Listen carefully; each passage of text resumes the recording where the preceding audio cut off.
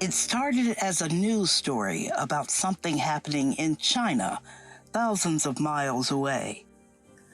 But soon enough, it was here, and when the coronavirus got its grip on the United States, African Americans suffered and died more than any other demographic group. Many people were surprised by that, or pretended to be, but we knew why.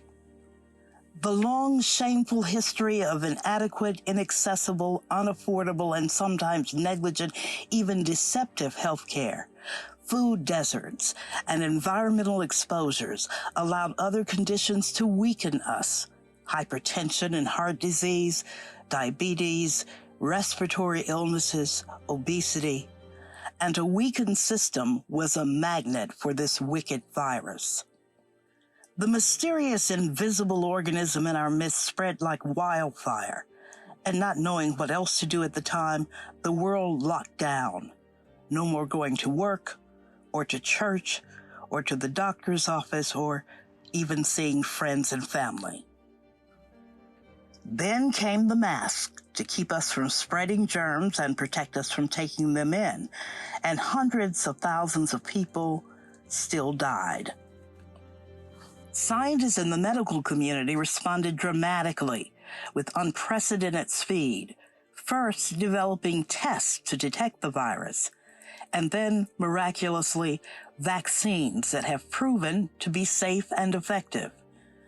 Yet some people still aren't sure, and that's understandable.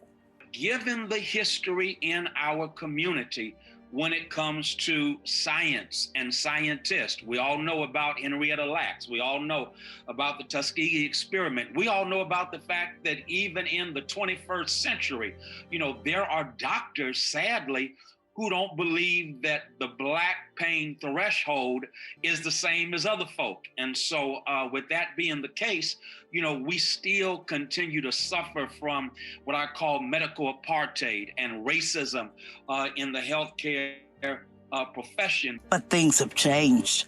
Medical ethics, training, accountability, and personnel have evolved.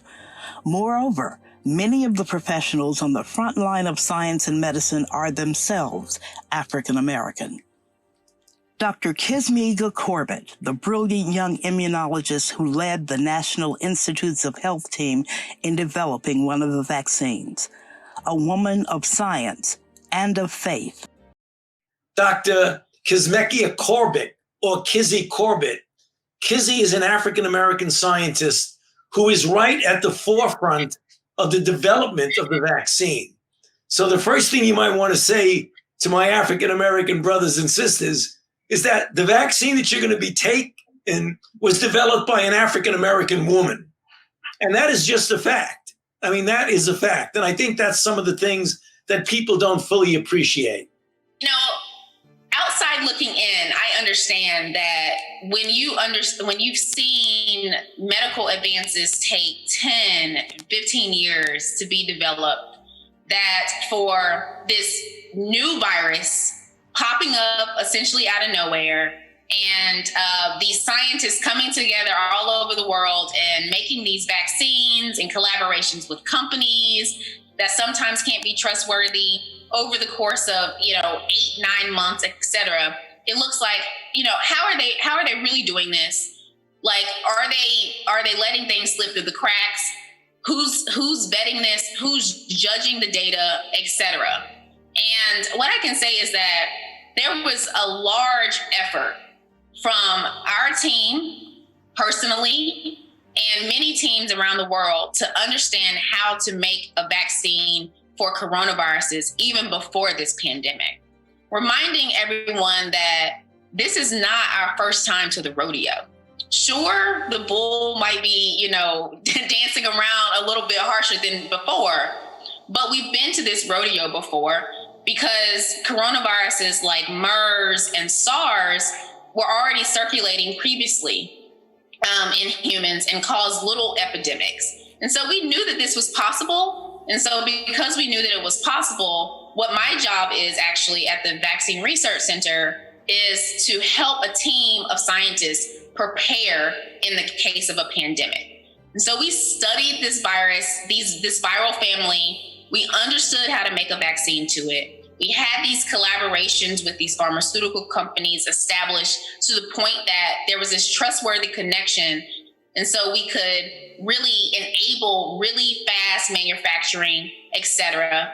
And then on the other side of it is this intricate network of organization between companies, the government, community organizations, et cetera, et cetera, et cetera, that are working together in a way that we have never seen before to help to fuel this forward. Because as I've said, really a vaccine is essentially at this point our only way out of the pandemic. Still, you may have heard all kinds of worrisome things about the vaccine. Here's some of the things people are saying. The vaccine will change your DNA. The shot implants a surveillance chip in your body that allows the government to track you. The vaccine causes infertility in men. The vaccine causes infertility and miscarriage in women.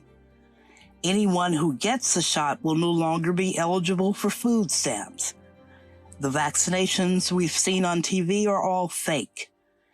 The FDA did not approve the vaccines. A nurse in Tennessee died after taking a shot. Have you heard these? All of them are false. And just because you saw it on the internet or on social media or heard it from your best friend doesn't make it true. The vaccine has no effect on your DNA any more than the flu shot does. There's no tracking plan with chips. The vaccine does not affect fertility in any way. The shots are free and have nothing to do with food stamps. The televised vaccinations are real. All vaccines administered in the U.S. received FDA scrutiny and approval. That nurse who passed out after taking her shot, she has a pre-existing condition that makes her faint often. She's alive and well in Tennessee. Most of all, the vaccine cannot give you COVID because the shot doesn't contain any of the virus. Instead, it has a protein with a signature your immune system recognizes, signaling your body to do what comes naturally and what it does best: start making antibodies to fight it. Here is what the COVID vaccine will do. 1. Keep you from getting sick enough to be hospitalized if you do get COVID, or in all probability, keep you from getting it at all. 2. Protect other people, including and especially those you love. And 3. Allow your life to return to normal. When you get the vaccine, medical personnel will monitor you for several minutes to make sure there are no ill effects. Most people go about their way in 10 to 15 minutes. Millions of Americans have now safely received the vaccine. Some report soreness at the injection site for a day or two. Some develop a slight fever, have a headache, or feel fatigued for a day or two afterward. But this just means your body is kicking into action and making those antibodies that protect you. The vast majority of people feel little or nothing at all. But reactogenicity is not harmful. In fact, what it means is that your body is doing exactly what you want it to do. It's causing a localized immune response so that you can build up this type of immunity that you need to protect you against COVID-19 disease. We hope this has helped answer your questions and relieve your doubts and concerns. Please get the vaccine. It can save and restore your life.